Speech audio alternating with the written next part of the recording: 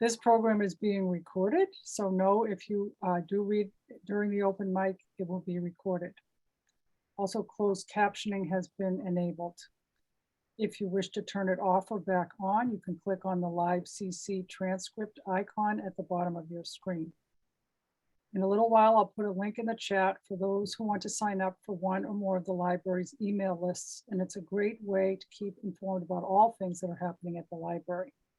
Naturally, we hope you'll come by for a visit or online at newtonfreelibrary.net. We have lots of virtual programs and many things happening at the library for all ages. And now I'll turn the session over to Doug.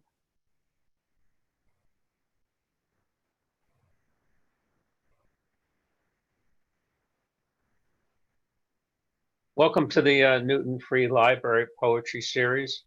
This is the last of this fall, and in February we'll have a reading for in celebration of Black History Month. The read is to be announced. Our first reader today is Susan Donnelly. She has a newest poetry collection is the Maureen Papers and Other Poems. She also is the author of Capture the Flag, Transit, Eve Names the Animals, and 6 chapbooks. She's widely published in journals, anthologies, textbooks, and online, and she teaches poetry in classes and consultations from her home in Arlington, Massachusetts. Welcome, Susan.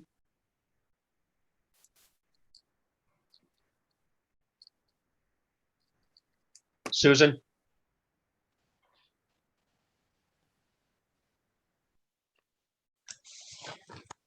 Just thanking people, so I'll thank again. Thank you, Doug, and thank you, Ellen, for your work at the library. I'm delighted to be part of the reading here. I'm going to read a number of poems from my new book, The Maureen Papers and Other Poems, but I have a bunch of new poems as well. So I will lead off with what you will hear, quite a lot of rather local scene poems. I start with a question that occurred to me walking down the street the other day. Whatever happened to the cosmos? It sounds very profound, but it's actually about flowers. Whatever happened to the cosmos that used to grow in a clump at the corner of the avenue and side street, blowing so sweetly in mauves, whites, rose, and best of all, free? It seemed to me I could pick from public land casually, and if people could see, they wouldn't say I was wrong. I'd take 2 or 3, well, maybe a few more, lay them carefully at the top of my bag of groceries, hurry home to set them in a glass of sugar water, where they'd straighten a bit, shake out their sundress skirts, each petal pinked as with shears. What happened to the cosmos? They're gone this year. Someone decided to clear once for all that small, unruly meadow. I do a lot of walking around locally. I don't have a car and I enjoy the city. This is a group of walkers that I ran into recently that I wasn't that thrilled about. The poem is called An Irritation of Pigeons. You know, we have the phrase an exaltation of larks, and I figure that pigeons often look quite irritated, and they certainly were this time in the Porter Square shopping center because it was so crowded there. So this is an irritation of pigeons. It seems like the final exasperation to this cluster, who have a big crust of bread from Panera's to fight over with their own justice, larger getting the most, smaller making the noises, pigeon style, low but persistent, to have to put up with first a taxi, then bicycles, a stroller, and last, these great clumping feet of mine, making a timid way, wary of wings, to the CVS as they tut and they step around and between my legs, shaking their heads in beautiful gray-blue patterns. I don't know about you, but I'm always imagining another life in places, you know, where I'd live in the city of Boston, or what kind of a life I'd have in another place. And I love the path that goes between Mass Ave and Cambridge over to Davis Square in Somerville, where along that path they have a lot of what had been old factories have now been made into condos. So this refers to one of them because it still has this writing in brick on the wall. M.W. Carr and Son, Metal and Celluloid Novelties.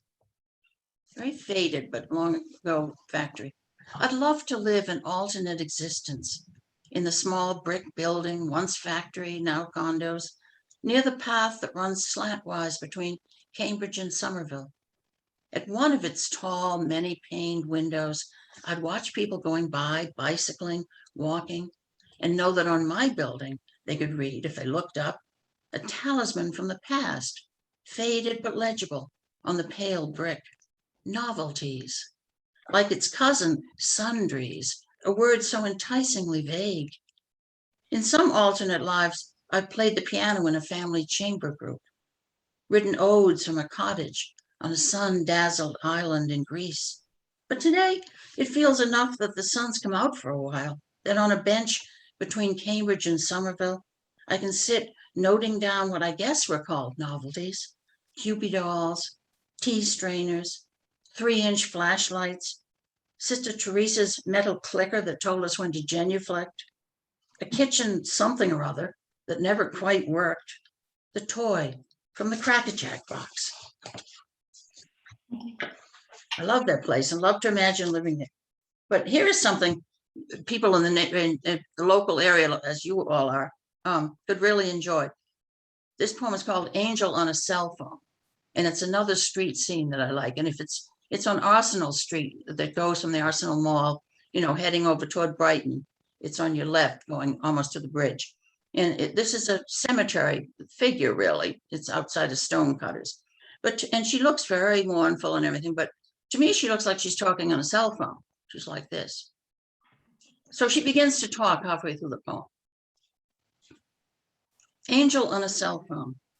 It's a shell, really, that she's holding up to her ear, and she's no angel, just a tomb woman of the usual kind, draped and drooped, who sits by the road that leads from the mall and past the Stonecutter. Beyond her lie 2 cemeteries.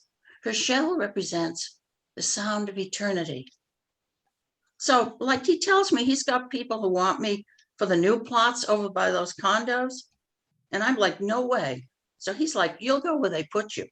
And I'm like, hey, I belong in someplace historic. I got rights. I'm kind of a goddess, I tell him.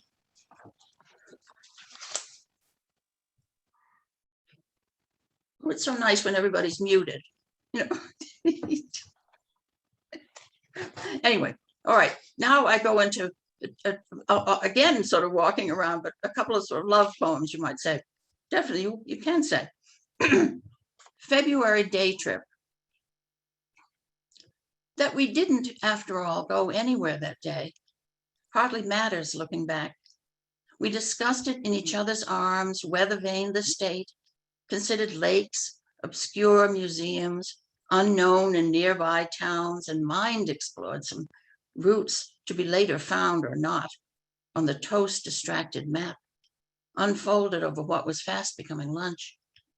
Next, there were the tasks we ought to do before we started out. Laundry, email, something we'd forgot. All the while, the sun, which always plans ahead, rolled on its grudging round, time's chariot. And yet, we traveled, looking back. And the same couple is walking around a new park in Cambridge, in Discovery Park.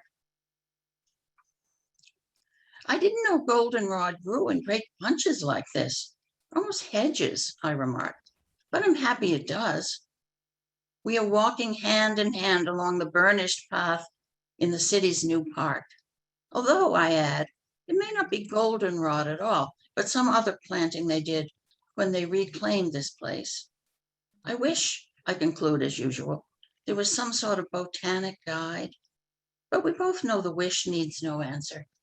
It is part of the walk's pleasure, that, and the glimpse, stopping just here, of the slow-moving, slick, dark river. I love the fact that people, certainly I, and I imagine others, say the same things in the same place all the time. So that conversation would always be happening in that kind of park. Never really resolved. This is a poem again of walking, but it goes way back to when my 2 adult children were really little. Their ages are mentioned in here. And it was in Orange, New Jersey, where we lived then, and they were 5 and 7. And I had a snapshot of them that I had framed, and that little snapshot of that day became a part of my memories of life in our household properties. One afternoon, we took Hilltop Avenue, not our usual trek to drugstore or the park. Each child had a stick to scratch their initials on the walk with mud. It could have been March, or pose with flag or weapon. Maybe 5 and 7, wearing between season clothes, boy in that worn out red knit hat he favored, girl who'd unzipped her winter jacket. A hang around afternoon, and not much time. She tips her head at me and smiles. Her brother mugs up close to the camera.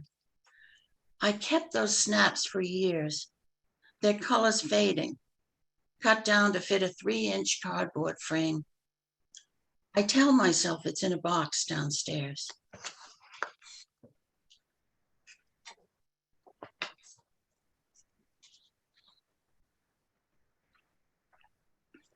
I'm going to read 2 poems about my mother. This is a very new poem. My mother was a very chatty person that loved her neighborhood in Brookline. She also was ill and died eventually from congestive heart failure.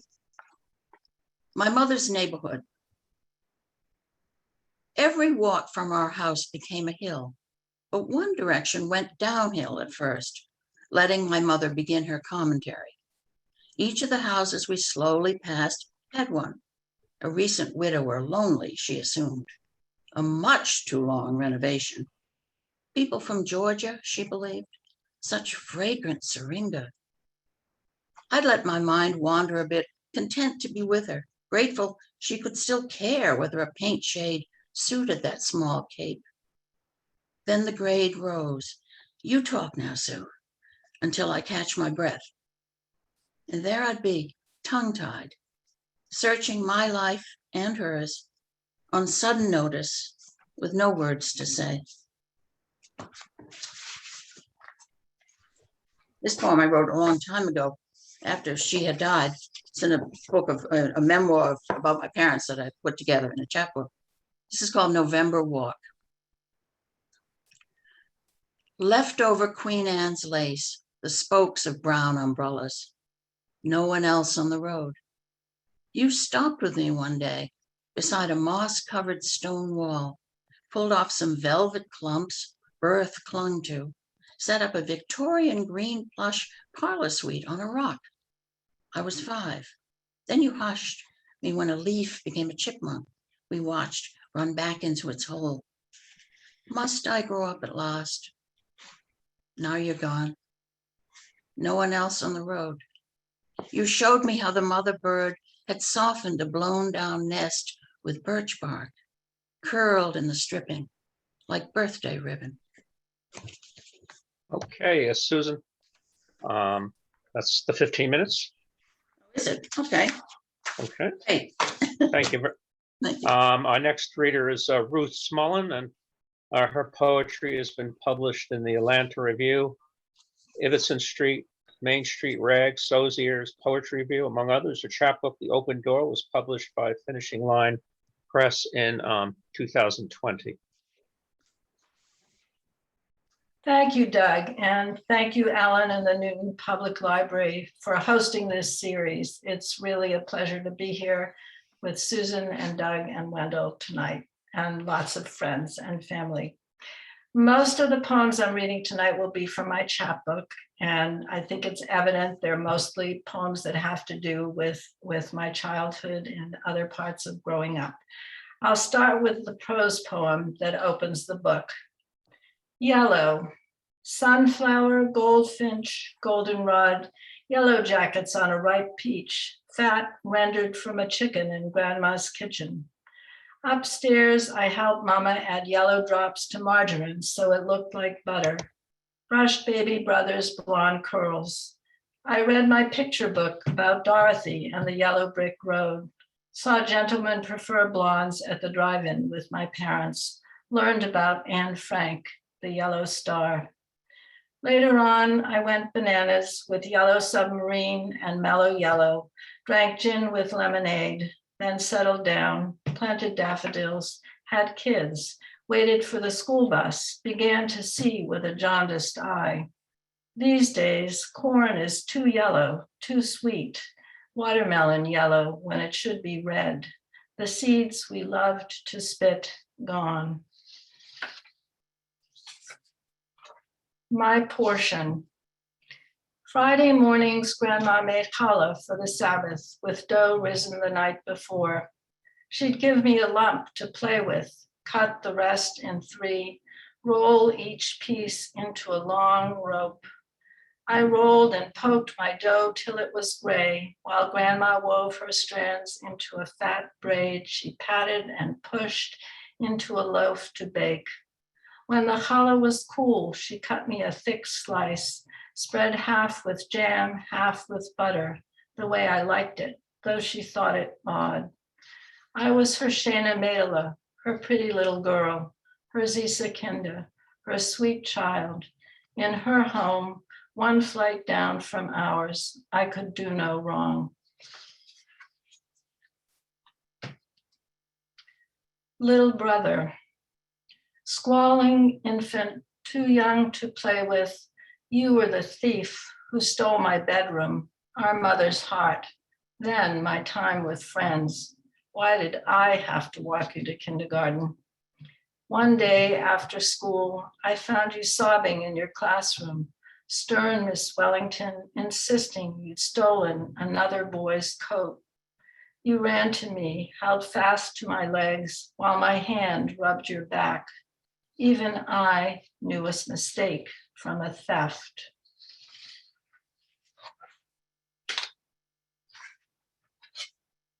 Family trip, 1956, cousin Linda's wedding. On a sweltering day in August, we drove from Boston to Washington, D.C., damp washcloth on my father's head, my mother wetting the cloth with water from our thermos, my brother and I, 7 and 12, sweating in the back seat, bored and restless. I was daydreaming about my cousin, just graduated from college, imagining her fancy dress, wondering if the groom was cute. At a rest stop in Delaware, dark blood in my underpants, I knew it was my period, something other girls got, not me. Worried about staining my clothes, but too embarrassed to tell, I waited till we arrived, whispered the news to my mother. She hugged me, called my aunt, then sent my father to the drugstore, while I spoke to Linda, who congratulated me on becoming a woman. I was only 12. I didn't want the whole family to know. I didn't want to be a woman, only older, prettier, more popular, more like my cousin. She was getting married. She was a woman.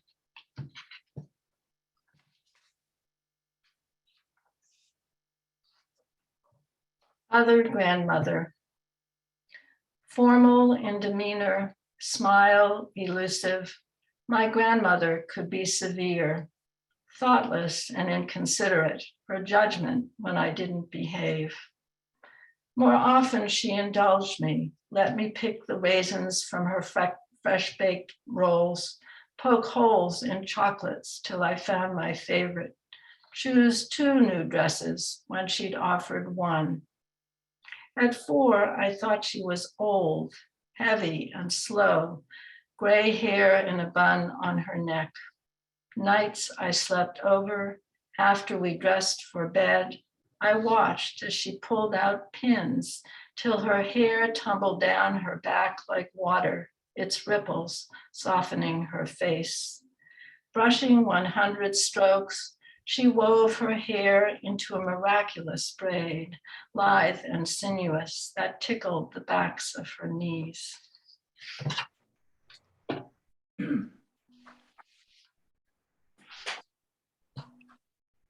Old letters. In the 70s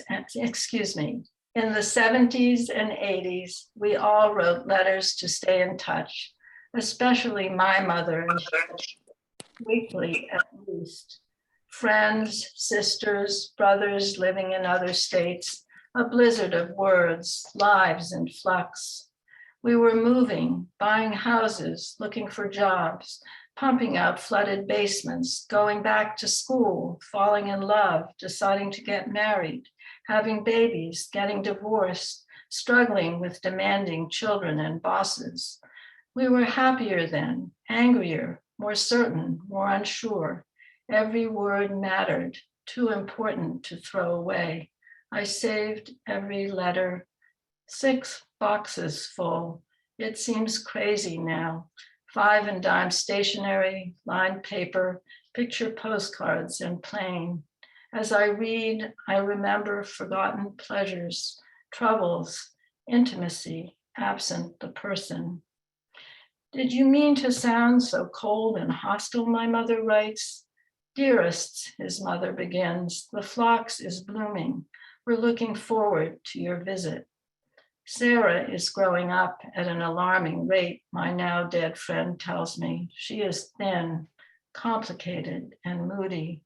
Reading their letters, an act of mourning that sharpens the sense of loss. Pomegranate on a white plate, my own still life. Fruit lavish as a rose colors the room, pleases my eye. For weeks, I study its odd shape, angles like cheekbones, skin taut with the fullness of what's hidden, the blossom end, a tiny crown. Voluptuous as an odalisque, this pomegranate, my work of art, my eye, the medium. As rosy skin begins to fade and shrivel, I struggle to fix forever the exact shade, the particular form. With my knife, I lay bare the rows of tiny fruit, bright as rubies, bite into crisp flesh, sweet, acid. The next 2 poems are newer poems that are not in the chapbook.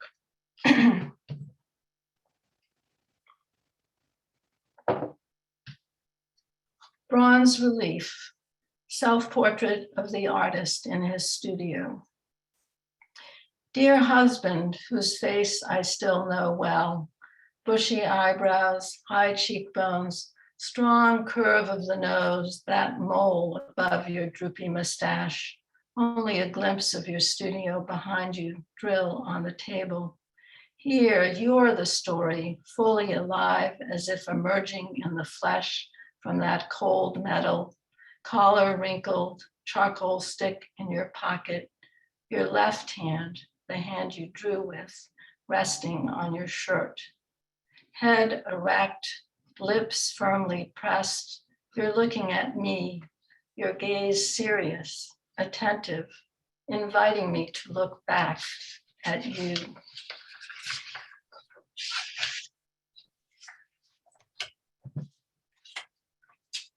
My father's store. If I had decided to tell you how, as a child, I loved to visit that store, pleasantly crowded with chairs and tables, chests and armoires, how I'd go on a treasure hunt, find surprises in glass cases, a silver spoon, a delicate silk fan, a gold pin with an oval of lapis lazuli, then I would certainly mention the store's cat, Chupakevich, resident mouser, allegedly named for a Polish philosopher. And I might bring up the fact that 3 families of Spivaks, my father's and those of his 2 brothers, depended on that store. I'd probably describe the whole block, small houses in need of repair, a dilapidated hand laundry, Spivak brothers' tidy wooden building with big glass windows facing the Charles River near Harvard Square, not far from the home of Robert Frost, who occasionally stopped to browse. I won't bore you with cliches about a store, a neighborhood, a view. In the 50s, the city of Cambridge razed the entire block. My father's business was unharmed, but his new store in suburbia was not the same. Free of clutter, no surprises, no cat. I'll close with one of the poems from the chapbook. Raspberries. Red, fragrant as jam, they cook on the cane in hot sun. Sweat oils your arms, your neck, as you swing the mattock, uproot saplings, invading this unruly patch once tended by my father, now mine. Overgrown with vines too tangled, too numerous to count, the bushes survive, heavy with berries so ripe they fall at a touch, dissolve on our tongues. On a hot day long ago, we drank gin and lemonade on the beach, trying to act grown up, hatching our plan to return to the house while my parents were gone. I lift my shovel, chop through bittersweet's tough root, stake my claim to blooms, to fruit, to hard work shared. Blood of the raspberry stains our clothes, our lips. Thank you. Thank you, Ruth. The next poet is me. And, you know, I've been doing the Newton Free Library for 20 years now, so it's a great pleasure. And very rarely do I read. But my wife died recently, as well as my mother had a very bad year this year. So I sort of read some poems of from my wife. Also happy that some of my students are here from Bunker Hill and Endicott College. You will receive your extra credit. Yeah, I'm going to read some poems. Little Animals for my wife, Diane. The last talk we had, I put on my fantasy cat voice, her mouth gasping for air, that halo of gray hair. We had a cast of characters, an effete French beauty living in Nice, a Boston hardscrabble alley top cat who had a certain rakish charm, but who could never bring her to his mangy arms, the mouth gasping for air, that halo of gray hair. My cat voice started to break apart. Both cats told her that we were sorry to see her leave, her mouth gasping for air, that halo of gray hair. A nurse checked her pulse and she was gone. A wind from the pond blew in the room and carried away to an impossible blue and fragrant sky. And that's the way she did die, that halo of gray hair floating in the air. This poem I wrote recently about seeing signs of my deceased wife, called Signs. A fallen autumnal leaf perfectly lands in the template of my hand. I almost crushed it with my sorrow. A sudden reddened bloom on a dying geranium, a crown for us brittle leaves below. When I close my eyes, cameos of her smile flicker on my very black screen like an old silent movie. The sudden wide-eyed shock of the cat, tail erect, pointing to the ceiling, to some shadow, some trace of a spectral being. That bird that I could only see when I laid my head on her pale, deflated stomach, flickering with frantic flight. I felt the warm winds of the lake gently sweep her away.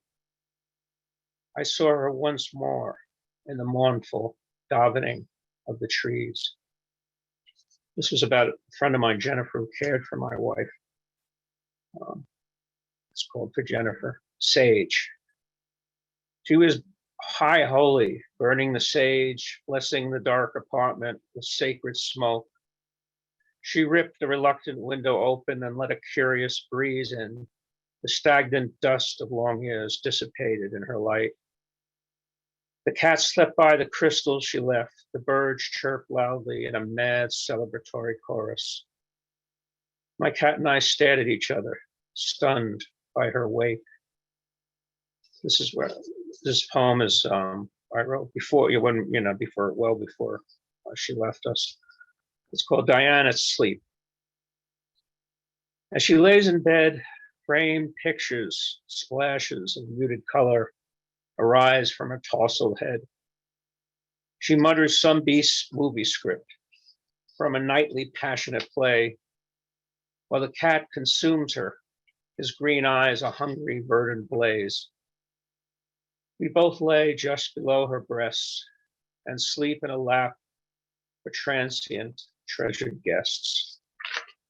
And this was at Beth Israel Hospital when she was getting treated. And I looked out the window overlooking BU, and I had this sort of flashbacks of when I was a student there in the 70s. It's what's called Poems from the Hospital Window. My wife rests in her cancer bed. Some nefarious chronic weed blooms and feeds in her body. I look out to the window to the towers of Boston University.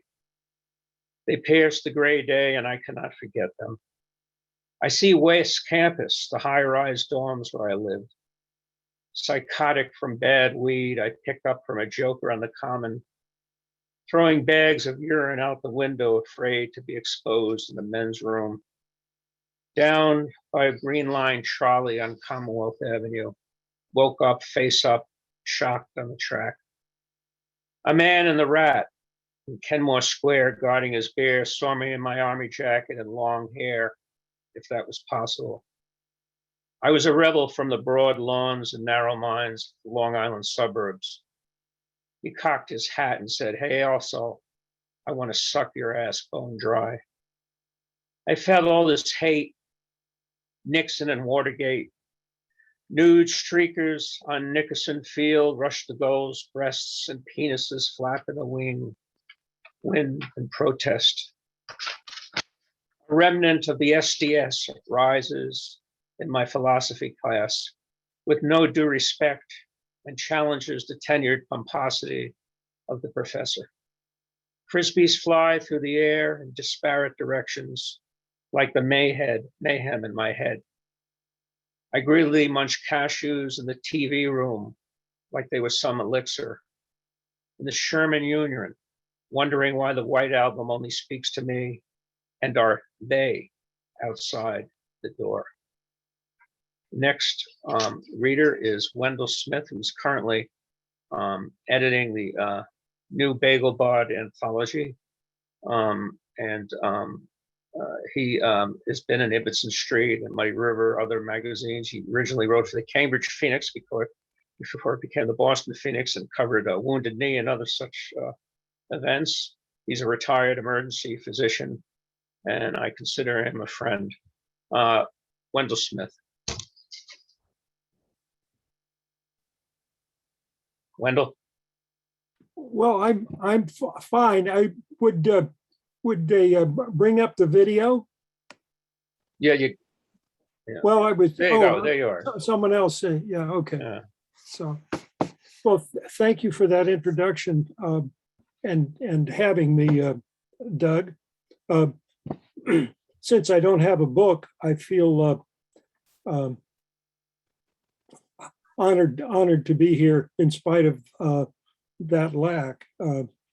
So I'm going to start off with the something that happened 60 years ago, and this is the poem that allowed me to retort to that irritating question: "Are you published?" with a yes. It first appeared in the Kansas Quarterly in '77. It's called Topeka. I saw it happen at 7 a.m. I flushed streets from Kenton, Kansas across the river, and I saw it. I saw it in the time before the Avenue Bridge had collapsed into the Caw, or urban renewal had dusted off the bricks on 4th Street. In that time when the Norva Hotel had the world's worst mattress fires, the horrors were so hot, and the cozy rooms were still legend at 409 and a half South Kansas. And I saw it happen. A lone cumulus bellowing the sun came running in on legs of rain and down the morning street. The next one's a seasonal poem. I call it North of Boston. When I titled it, I didn't realize how arrogant that was, but in any case, that's the name of the poem. I've spent the last week in it, the real, the vibrant fall, and wondered now, however, could I turn and come back to this city cell? I never would have either, but the country seems in mortal danger from our urbanity.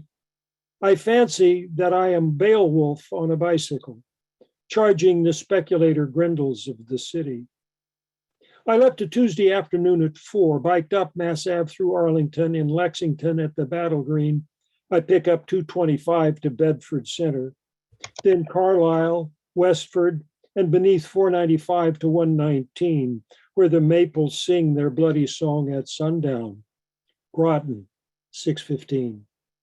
Here I change against the evening chill and buy some apples. I choose Macoun's, for I can understand the Macintosh. What a nation of sycophants. We can't get rid of an apple without character, let alone presidents. Then, after a 7:30 coffee stop in Townsend, it's up 13 toward Milford in New Hampshire, where near 9 by the look of the moon, I roll out my bag on new fallen leaves and let the frost settle around me for the night.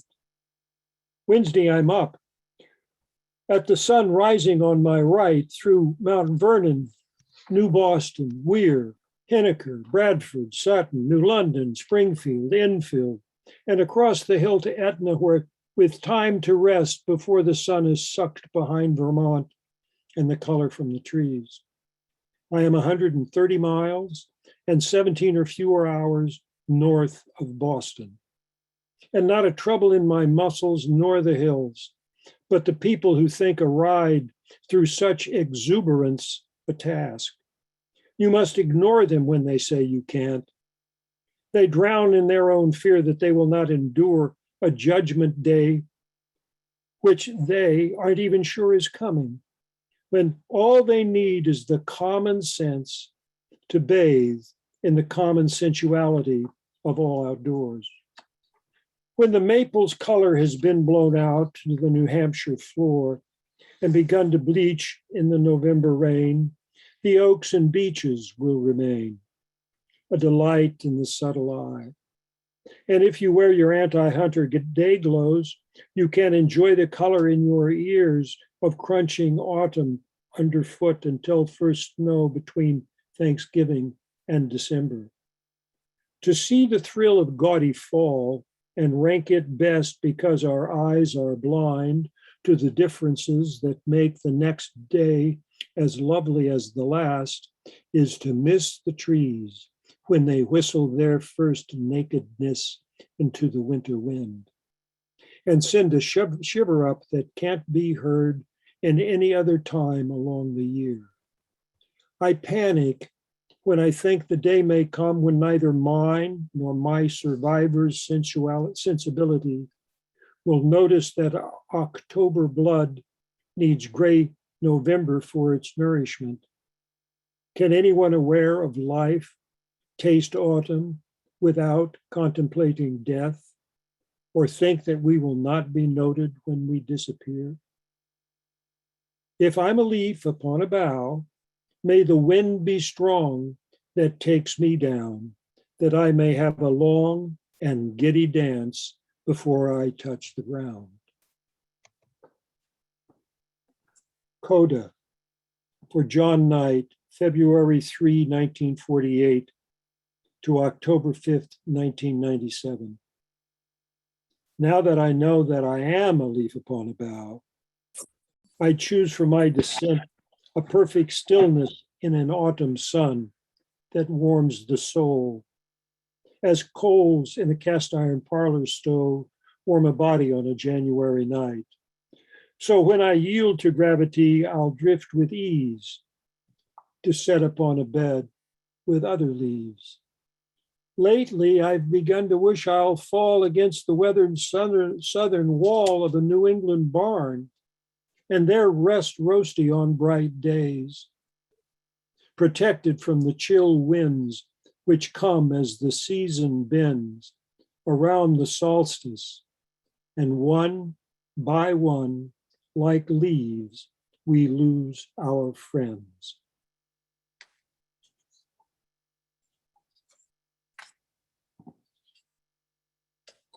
This is another seasonal one, not quite as somber in its ending anyway. Candy Factory. The hills are bubbling, a confection that has reached hard-balled perfection and is ready to be beaten, poured in a pan, cooled, cut, and eaten.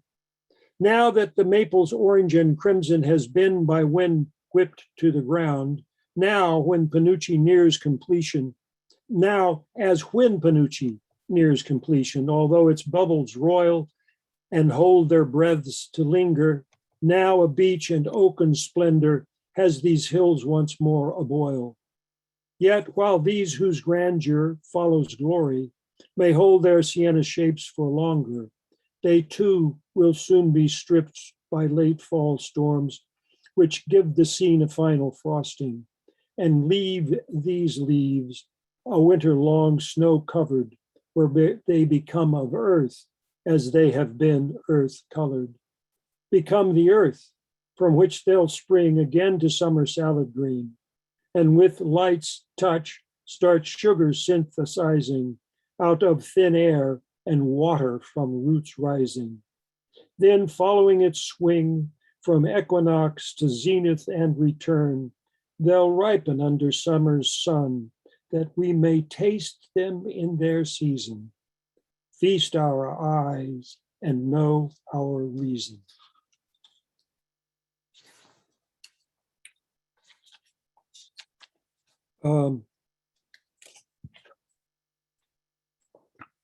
Three possums. Three possums came to be killed by me. I've killed three possums. Three possums, three. When I was 10, my prairie play was fed by books on Hudson's Bay, and I set traps where the shunga wound about the base of Burnett's Mound. Once under the roots of a cottonwood which arched from those banks of my childhood, I trapped a possum. It gave in to death. As I ran it home, I ran out of breath. I ran it home on youthful feet and threw it away for flies to eat. We didn't know that what we should do was pay it the honor of a possum stew. That's the first of the possums killed by me. The first of three possums, three. 2 decades older, I found one in pain with part of its face clipped off by a train. My city thought was get a gun, but when my sense collected in the sun, I found a dead sumac in the railroad cut and clubbed it with that branch's butt. I only needed to club it once before it lay down and shivered twice. Thus, a second possum was killed by me. The second of three possums, three. 2 decades further on, I met the third, which makes the charm. Caught in my lights, this possum stood by Wilton Road, blinded with blood. Its injury was the second's twin, as if the second had come again. I was almost past before I knew I must run it down and kill it too. So a third possum was killed by me, the third of three possums, three. I wonder now that I have lived a score of years beyond the third, 70 since I killed the first, what will the mystery choose for me, as I once chose for each of these three? 3 possums came to be killed by me. Why 3 possums? Why these? Why three? Doug, how much time do I have? Oh, you have another 5 minutes. Oh, really? Okay. Well, I've been felsed. Yep. To be a hill, to be a sandy beach, to be a Saturday, all are possible verbs in the world where everything is alive. That's by Robin Wall Kimmerer. It happened after I was dogged. My wife's the pet person, but at the shelter, I was the one who said, that's the one. Still objectified, still a that, although it would not take long for that to become she. Because I was the one who sat in the chair by her cage and woke every hour for a walk until she got her shit together. And there was exercise, but you can't be as old as I am and not have been around the block enough to want a different routine. And we lived close to the Middlesex Fells, which beckoned with 2,000 acres of trails and birches, white oaks, reds and blacks, beeches, shagbark hickories, pines, two kinds, hemlocks, sassafras, bloodroot, lady slippers, and my God, that wet year, the mushrooms, the large ones and small ones, the red ones and brown ones, the shelf ones and single ones, the bunches and masses, the masses of bunches, but none with a name I could name, neither common nor Latin, except for the vulgar stinkhorn naked penis. The dog dragged me daily through all their fecundity, first by duty, then habit, until habit turned into need. And as when a faucet drips until the sink is full, overflowing, I came into my ignorance. It washed all around me. I found I'd been felsed, roused and humbled. I could no more know these fells than I could know any being. I'd been felsed, made aware of the range of my arrogance, of the range of my ignorance, of that which is always the unknown, which is always. I had been felsed, all joyed up with questions.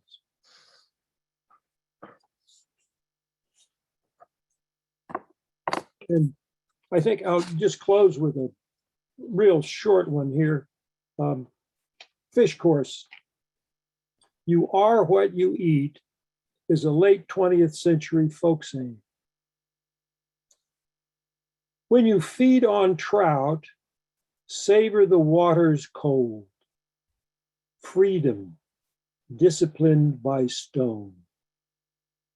Taste the rise, the captured flight of mayflies. Passion, hatching to the light. Thank you. Thank you, Wendell. Now time for the open mic. Yes, and I'd like to call Karen Klein up to read first in the open mic. Karen, make sure you unmute yourself and start your video. Okay, okay. We can see you and we can hear Would you. you like to unmute your microphone? I unmuted myself. You're all set. We can see and hear I'm you. all set, okay. This is my second to last poem that I have recently written. This was written at the end of November.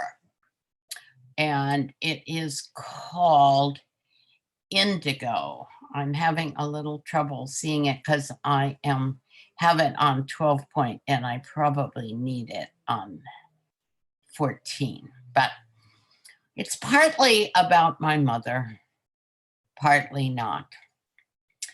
Indigo seduced me. It could not have been the sound of the word. Mother's spirit in an evening gown, plush indigo velvet bodice, For in dreams, sounds Shall I are compare intuitive. someday? Perhaps the tripartite process of the Shall syllabic semantics I? mime the brevity Thou art more. Thou of art more. her appearance. Rough. Swirling chiffon skirt, coming in only to go out. The tongue caresses the teeth, lips mostly closed in. I never saw her wear indigo. Then the jaw widens as the tongue gives, preferring muted plant greens, sage, olive. A quick pat to the teeth and lowers itself. The lips move gently apart. D. Finally, the jaw drops. Lips tighten, protrude, pull into a soft, cushy baby circle. Nipple ready. Go. The choreography of the mouth. Thank you very much, Karen. And next up in the open mic is Stephen Honig. Thank you. This is a poem from my fourth book of poetry, which is called Laertes in America. And the poem is a commentary on, shall we say, the anger and tensions of our cities. And it's called Feral in the City. Some say it is hard to be feral in the city. They do not understand. Things are confused in the city, right and wrong all mixed up. People are so careful about themselves that they forget to be careful about their neighbors. Friends are diluted by density. People see themselves as smart and sophisticated. People rely too much on the police or they do not involve them at all. Self-delusion from confusion, laxity in the presence of risk. I love the poor. I love the old. I love the stupid. I love the self-righteous, the self-inflated, the overconfident, those who are dope, hip, woke, cool. The fools invent names for themselves to feel not alone. I love the main chance, all the losers lined up dumb as a rock, pillaged by force not needed, concentrated herds of marks, all packaged up for me block by block, natural selection on parade. I employ them and rape them, I tax them and take them. I kill you and suck your marrow. I dominate you, as I am advised to do. My banker thinks you are scum and redlines you into the 5th generation. I am judge of the jungle, top man of the tenements, boss of the Bowery, guru of the ghetto, and by the way, I own you, and you don't even know it. I am lord of you and all you borrow, for you do not own anything. I enjoy you as you wallow in sorrow, begging for something. I own your children and your tomorrow, and you are nothing. Hear me roar, feral in the city. Thank you so much, Stephen. And now Keith Tornheim, you're up next. Thank you. First, to Doug, my condolences. Great reading. And thank you not only for this series, but also for Ibbotson Street Poetry Magazine. Published my first poem, and this will appear in the next issue. It wasn't a big bang. God the Mother created the universe inside her, as all mothers do. The countless galaxies of stars with orbiting asteroids and comets, and worlds of ice or gas, and some planets with potential for life and growth, and even beings in her image. And when the time came, the universe was born with a great push. Thank you. Thank you very much, Wendell. And Vicky Voss, you're up next. Thank you. I have 4 haiku I'm going to be reading. Through the fog, silent rain, haunted dreams. Backyard, burning leaves, lost dreams.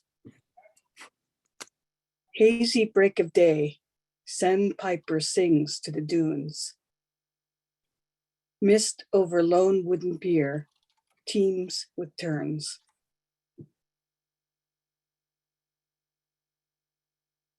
That's it. Thank you very much, Vicky, and nice to see you. And now it is Maureen's turn. Maureen McElroy. Hi, thank you. This one's called Lost Days from my father. Apple picking is over. Chlorophyll has left the leaves. I'm spiraling. It's a good day to wear plaid in multi-shades of black for tombstones, for carving. All Hallows Eve is approaching. You've been gone for a year. I'm lost in a corn maze in patches of grief. The crow has your voice. Sunflowers wave in a 2-acre field. I raise your old camera and see you everywhere on this lost day, October 18th. Thank you, Maureen. And Queen, you are next. Okay. Are you calling in? One second. I just wanted to spotlight you, but if you're calling in, I won't be able to. Okay, I think I muted myself. It's not my video. Hi. Yes, there you are. Thank you. Yes. Wanted to say hi to Maureen. I had a conversation with her last month. It was just wonderful. And she invited me to this reading. I'm going to read a poem that I wrote early in the pandemic called What If? What if we were infected with a virus of fun, dancing, vacationing, partying, going to concerts, plays, movie theaters, sports arenas, restaurants, amusement parks, carnivals, county fairs, museums. Sounds like fun, right? And what if we caught an infectious strain of relaxation? There'd be no rushing around, no negativity, no worries. Just long, lazy walks, listening to the sounds of nature, looking at beautiful things, meditating, practicing mindfulness, living in the moment, touching calm. Or what if love was in the air? I mean, what if there was a pandemic like COVID-19, but the virus was love? What if love's infection rate caused a continuous surge, never bending the curve? If love went viral, there'll be no need for states of emergencies, quarantines, treatments, or vaccines. We take no precautions, no masks or social distancing, so we could embrace humanity with genuine concern and compassion. What if the love virus caused a rash of kindness and generosity? What if the side effects were respectfulness, tolerance for others, eliminating misogyny, xenophobia, homophobia, and all other forms of bias and discrimination? What if we spread desire to understand our fellow man to communities throughout the world? What if the side effects was positivity and an immunity to hate? If love was a pandemic, I mean, if love was in the air we breathed and every inhale infected us and every exhale infected those around us, life would be a journey toward peace, and tranquility. If love was a pandemic, there'd be racial harmony, no despairing, and a lot more caring. What if love was a pandemic? Wouldn't you love it? Mhm. Thank you very much, Queen. Thanks for that hopeful note. Yeah. And now Deborah David will close out the open mic. Thank you. Thanks to Keith Tornheim, who's introduced me to many joys of poetry and encouraged me to take advantage of the open mic. So I'm doing that tonight. I've been writing some poems lately that are memory poems. Tonight I'll read Toast and Tea Man at 1 a.m. He arrives in a gust of cold air. Entry bell tinkles, a streetcar clatters by. A street cleaner clatters by. It's ruckus like a troop truck announcing liberation. 12:50 a.m. Damn it.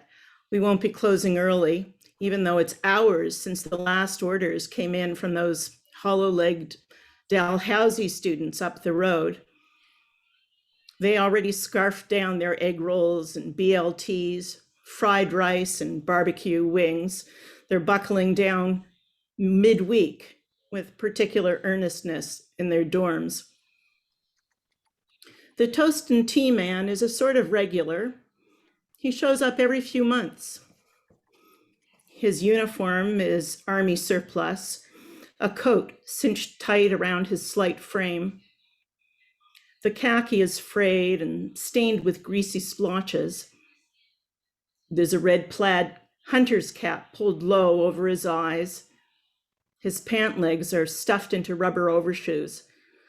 I watch him shuffle, a deep sea diver dragging lead-weighted boots to a dim booth down back. I hand him the vinyl-sheathed menu, and he pages through it, concentrating. The list of sides is at the end.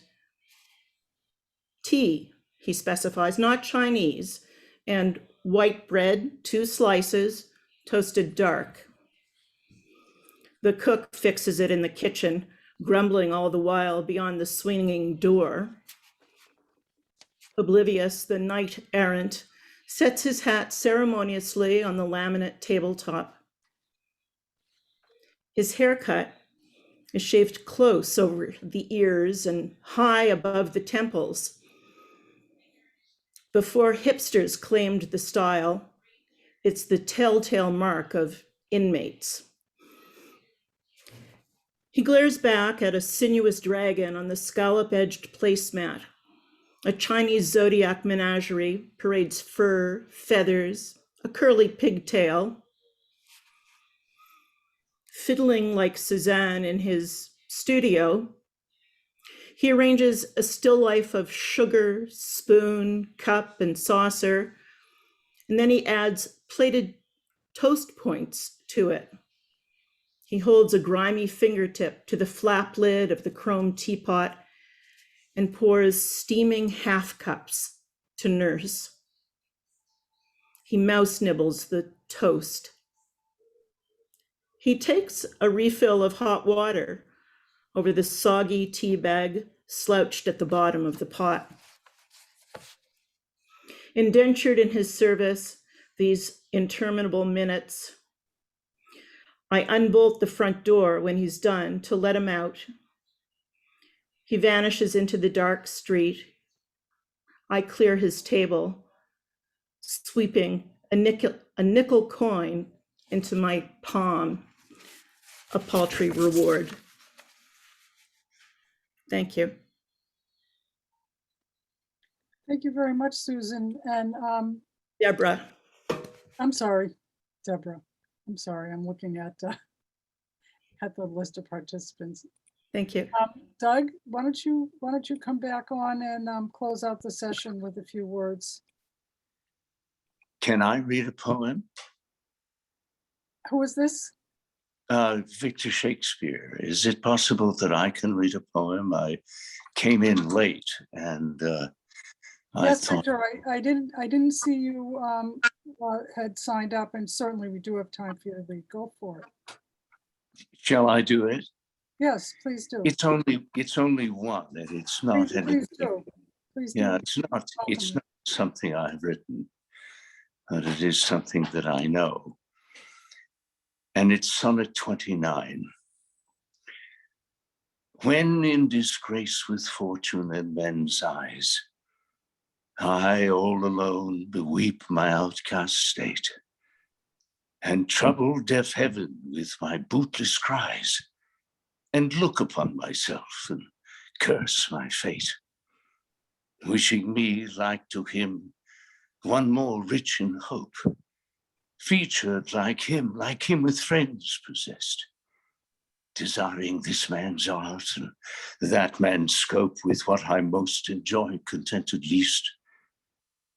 Yet in these thoughts, myself almost despising, haply I think on thee, and then my state, like to the lark at break of day arising from sullen earth, sings hymns at heaven's gate.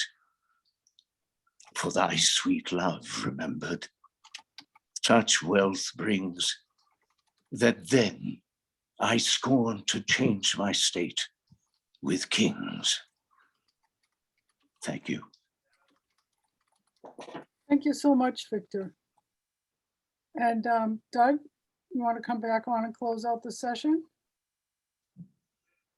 And I think your last name, sir, fits with your poetry. Yes, I'm back after 100 years of rewriting. Yeah, we're going to have the February, we're going to be back in February. We have Black History Month, and we're going to have some African-American people of color who will be reading from their works. So we hope you come back. That will be the second Tuesday. And that's about it. Thank you for coming tonight. Appreciate it. Thank you. Just want to thank everyone for sharing your hearts and souls through your work. And we hope to see what our next poetry session. And thank you so much for that sonnet. One of my favorite poems. Well proclaimed. Take care, everyone. I'll end the meeting now. Good night. Good night. Night. Thank you, everyone.